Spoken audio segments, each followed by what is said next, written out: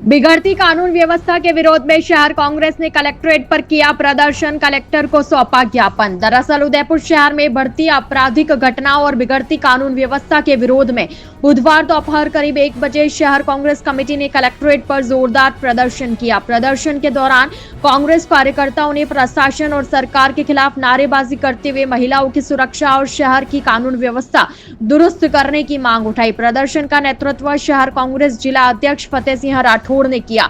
उन्होंने कहा कि उदयपुर शहर में लगातार अपराध बढ़ रहे, खास तौर पर महिलाओं के साथ छेड़छाड़, दुष्कर्म और आपराधिक वारदातें दिन ब दिन बढ़ती जा रही। हाल ही में फ्रांस की महिला के साथ हुए दुष्कर्म की घटना ने उदयपुर की अंतर्राष्ट्रीय छवि को गहरा आघात पहुंचाया है। राठौड़ ने कहा कि इस तरह की घटनाएं न केवल कानून व्यवस्था पर सवाल खड़े कर रही है, बल्कि शहर के पर्यटन और व्यापार पर भी प्रतिकूल असर डाल रही है। प्रशासन को अपराध पर लगाम लगाने और महिलाओं की सुरक्षा के पुख्ता इंतजाम करने चाहिए।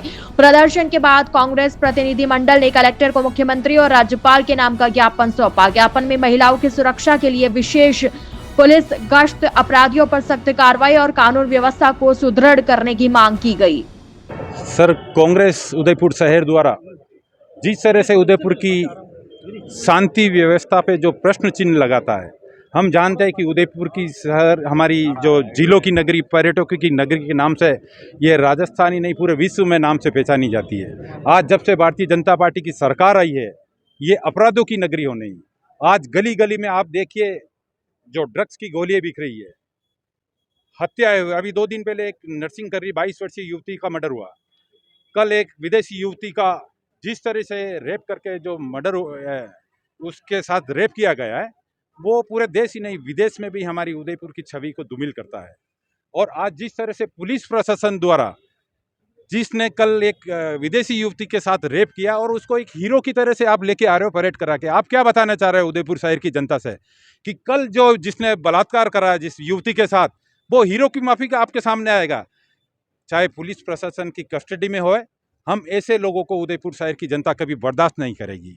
और मैं आपके खासकर मीडिया भाइयों से कहना चाहता हूं कि उदयपुर शहर में और भी भारतीय जनता पार्टी के कुछ नेताओं, कुछ कार्यकर्ताओं के द्वारा जिस तरह से के जो घटनाक्रम हुआ है, मुकदमे दर्ज हुए हैं, लेकिन अभी तक उसकी कोई गिरफ्तारी नहीं होती है, उसमें भी प्रश्नवाचक चिन्ह लगाता है। जिस तरह से घंटाघर के थानाधिकारी को डराया धमका जाता है, वो भी प्रशासन के ऊपर प्रश्नवाचक चिन्ह लगाता है। इसलिए हम राज्यपाल और मुख्यमंत्री जी को कहते हैं कि उदयपुर शहर की व्यवस्था को संभाल ले, नहीं तो यहाँ बहुत बड़ा जन आंदोलन का रूप लेगा और जो भी व्यवस्था बिगड़ेगी वो पूरा प्रशासन जिम्मेदार होगा। जिस तरह से कुछ दिनों में या यूं समझ लीजिए कि बीजेपी की सरकार आने के बाद शहर का ही नहीं पूरे राजस्थान का माहौल बदला है और गुंडागिर्दी, आपराधिक तत्व जितने हावी हुए हैं, उसको देख के लगता है कि बीजेपी का इन असामाजिक तत्वों से पूरा नाता है। क्योंकि अभी तक किसी की गिरफ्तारी नहीं होती है। जब कुछ भी होता है, आप देख लो कि एक बीजेपी के नेता ने एक बीजेपी की नेत्री के साथ अभद्रता की। अभी 2 दिन पहले एक होटल में एक नर्सिंग कर्मी महिला की वो हत्या हो गई। इसी तरह ये एक फॉरेन की लेडीज के साथ ये बहुत बड़ा मामला है, क्योंकि इससे हमारा उदयपुर ही नहीं देश का शर्मसार होने का मामला है ये। और जो उदयपुर पर्यटक की नगरी है, यहाँ का सारा कारोबार पर्यटक से चलता है, उसमें कहीं ना कहीं हम पीछे हो जाएंगे, क्योंकि हमारी रेटिंग 1 नंबर पे है। तो ये बीजेपी वाले चाहते हैं कि हम वापस इसको नीचे ले आएं। इसलिए इनको चाहिए कि इसको ऐसी सजा दे कि आने वाली 7 पीढ़ियां इसकी भी याद रखें और शहर में शांति रहे।